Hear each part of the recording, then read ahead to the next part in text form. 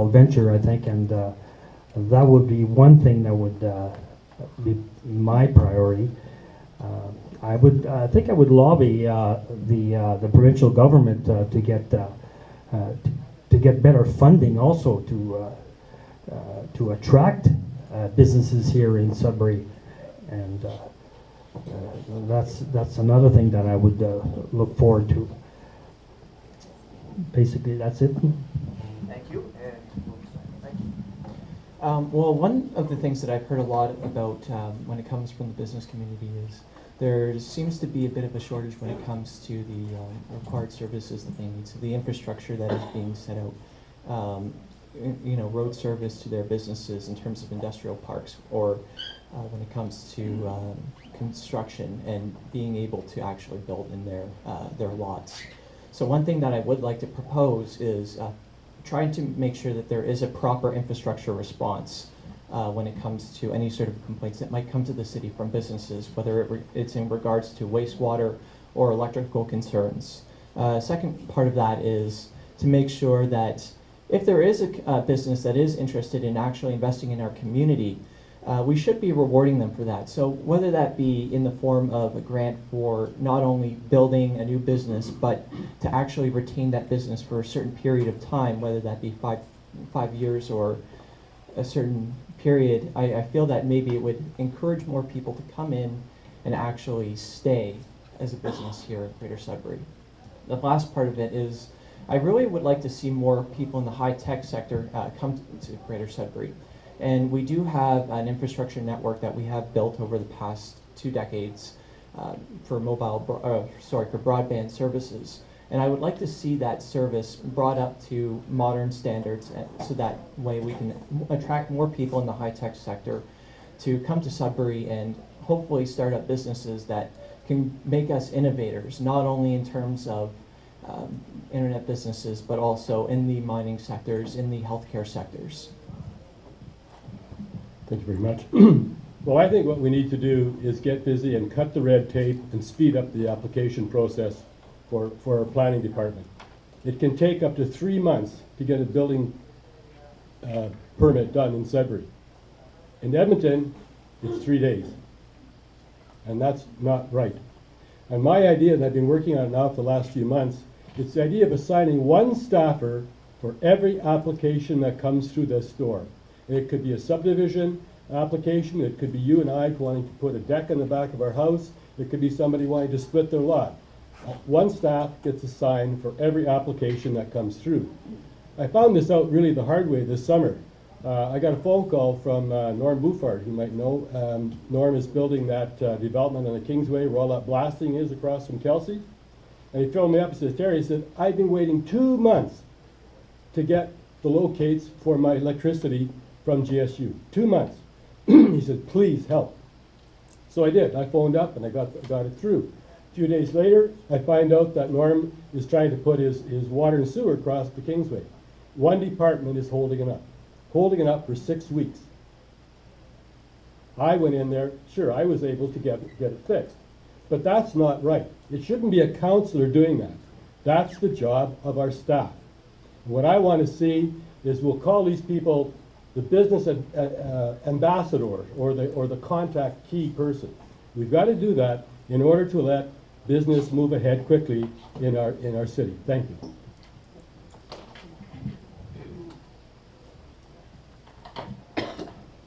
There are 4 challenges that I believe we face in attracting business and development to our city. We know that employers look for 3 main attractants when considering doing business in a city. There must be a good labor force, which we have, and there must be good infrastructure and a good quality of life. So fixing our infrastructure and ensuring our quality of life in terms of the environment, housing, arts, culture, and livability are high on my agenda. Secondly, we need to look at those development fees, which have climbed an incredible 505% in just the last few years. To me, this is an unconscionable money grab that is bringing development and growth in our city to a veritable halt. This is what is holding up new developments and clean, affordable housing for our seniors and our young people. I've always championed new development because as a former real estate professional, I understand how it enhances the value of your homes, the desirability of your neighborhood, and how it grows our assessment base and shares our tax burden. A city is a living thing. It needs to continue to grow and to regenerate itself. Number 3, our relationship with developers needs to be repaired. Our current system of poor service, high fees, red tape, huge delays, and obstruction discourages our builders. The city does not build anything. We are not in the construction business. So we need to treat our developers as partners in growth. We need to incentivize them where necessary and not treat them as the enemy. And lastly, I also believe that we need to repurpose our economic development department, which has a budget in excess of $7 million. Thank you, Lynn. Thank you. Thank you. First of all, you cannot attract new business, new development, and residents to a crumbling city. The leadership of the last 4 years has marred the reputation of this city on a national level. The dysfunction of that leadership has allowed our city to stagnate. Infrastructure is crumbling. Arts, culture, and recreation is suffering. Taxes and charges are rising, while services decline or simply disappear. Collaborative and constructive leadership is needed to put this city back on track and make it attractive to business and development. As we have seen, without collaborative leadership and open, accountable leadership, solutions aren't found. We end up in reactive positions, and poor decisions result in additional problems. Attracting business and development to our great city comes from the top. The leadership, the councillors, and the management. I dedicate myself to working together as a team to improve the reputation of our city, to find tangible solutions to the problems we are facing, and solutions that will repair our reputation as well as our crumbling infrastructure and open our city up to business and development. Thank you.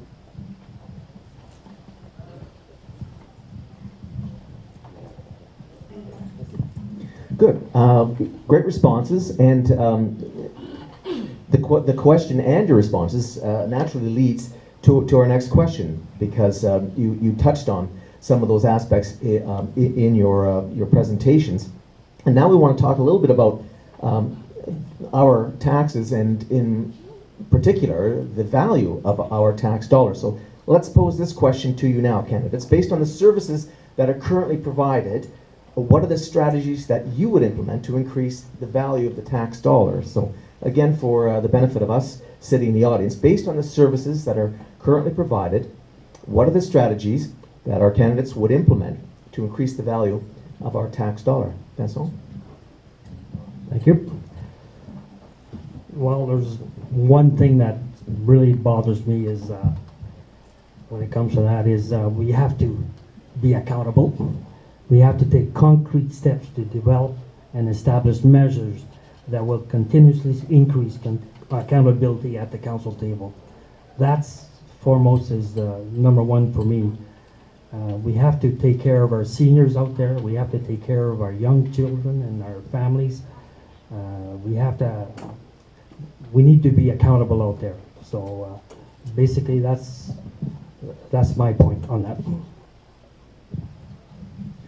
Well, when we're taking a look at the issue of the services that we're providing, the number one thing that has been identified is that service is haphazard when we look at, people calling 311 or people looking for specific solutions from different departments.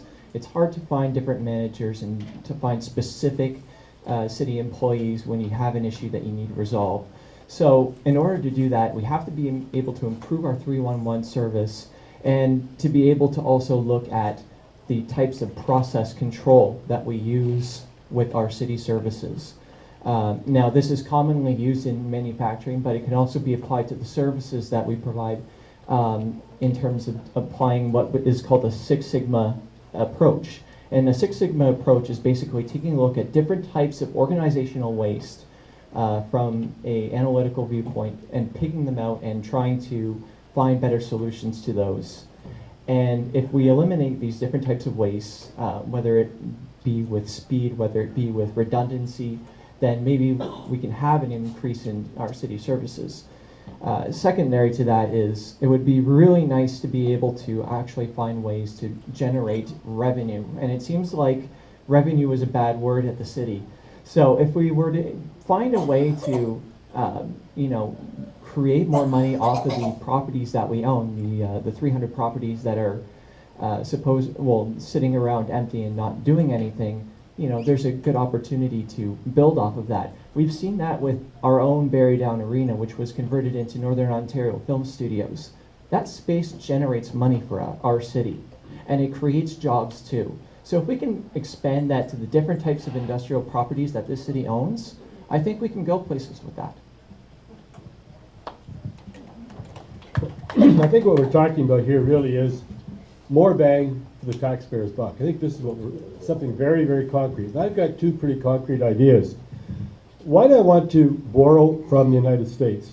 In the States, in many municipalities in the United States, each department is allowed to keep any money that it saves on a project. If it saves 10%, that money goes into the department's reserve fund. And it sits there, and they can use it for special projects that they deem viable. Of course, they still have to get approval from council, but at least they get the feeling that they're saving money and they can put it to good use.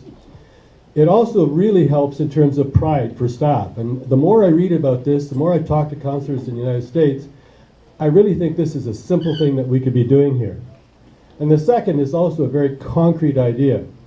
We have to put more responsibility on contractors, especially paving contractors.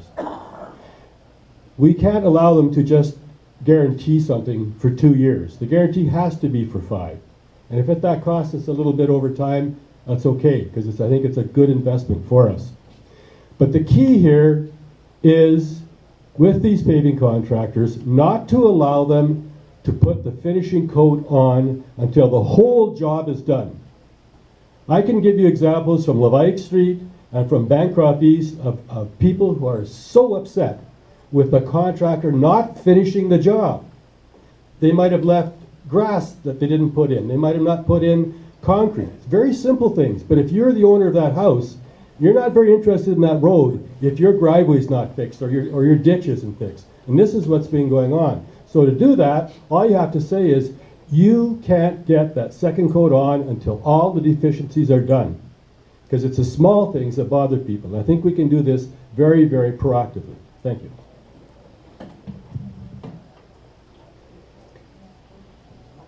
To increase the value of our tax dollars, yesterday's tools will not solve tomorrow's problems. All the questions we have and all the challenges we face, the bad roads, our increasing taxes, everything that is going wrong in our city boils down to one major function, and that is the budgeting process that we undertake every year in the fall, how our dollars are spent, and what value we receive from them. Let me assure you right now that your taxes will not increase by 4.9% this coming year. And I can say this because I know the drill. This is the old drill. Staff controls the budget. They set the amount of the tax increase. They set it high at first so that we will all be thankful when, oops, they discover that they may be able to shave off a few percentage points. Councillors and taxpayers then all breathe a big sigh of relief. This method of spend to budget, then add on, is archaic and has done a great disservice to our community. It puts council in a position of having to beg for a few dollars to pursue the priorities of the city. This is done year after year after year. I call this reheating the soup. And this is why you have seen your taxes increase substantially over the last few years with little increased value. I will not be afraid to ask tough questions on your behalf. In my opinion, we need true fiscal responsibility and it's how we will manage the out-of-control spending at City Hall. Thank you.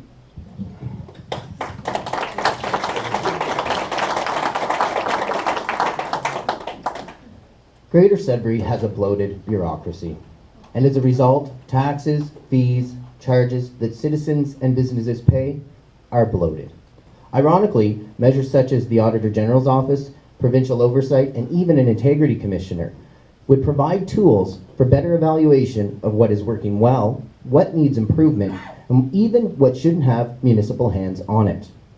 We need to give a serious review to the upper echelons of management at Tom Davie Square.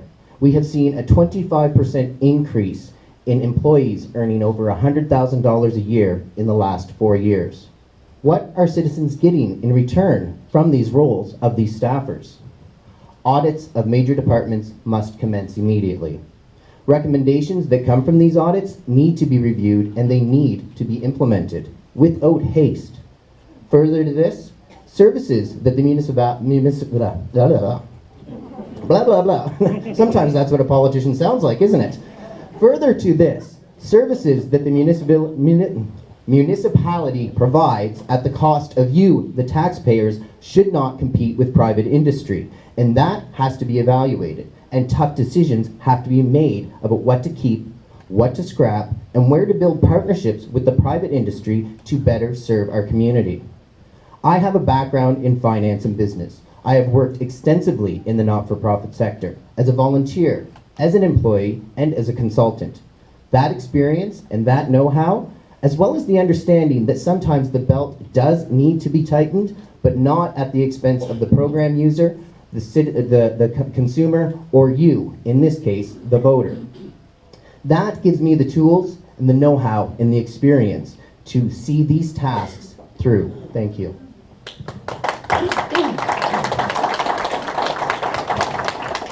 Thank you, candidates, and fear not, residents. Taxes comes up in another question in just a moment. But first, why don't we bring it home a little bit now for those of you here in Ward 11, and we'll simply pass the baton again and ask each of you to tell us what is the most important issue, that you see in your